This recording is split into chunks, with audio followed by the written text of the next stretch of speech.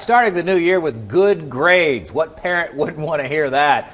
Well, two Dayton men are working on helping kids learn how to learn by starting the Thinker Academy. Dr. Winston Sieck joins us this morning to tell us more about it. Dr. Sieck, thanks so much. Appreciate your time. Thank you, Mike. The Thinker Academy, first of all, I like the name right off the bat.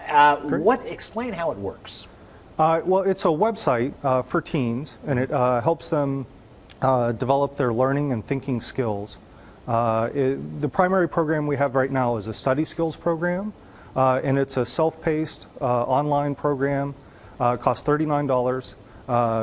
Kids can go on there and they work through the various modules, and it teaches them the kind of strategies that they're expected to use in school but aren't explicitly taught in the classroom. You guys are researchers and you've looked into this a lot, how we used to learn traditionally when you and I were kids, right, and the best way to learn now for teens these days.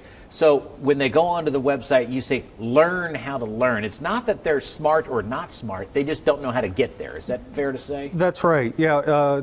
We used to have preconception that a lot of whether or not you could learn in school was dependent on you were just born with it, or not.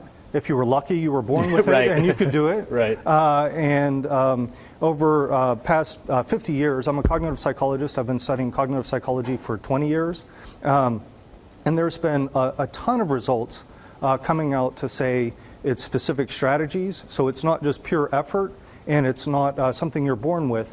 It's strategies plus some effort to get those out. I used to just try to memorize everything, and you call that rote memorization, right? Yes, that's right. Is that just not the way to go, or is there a strategy to combat that? One way to think about it, a different way to think about memory, and our program does teach kind of the ins and outs of memory, right, and then how to apply that to things like getting the most out of your textbook or out of your classroom experience.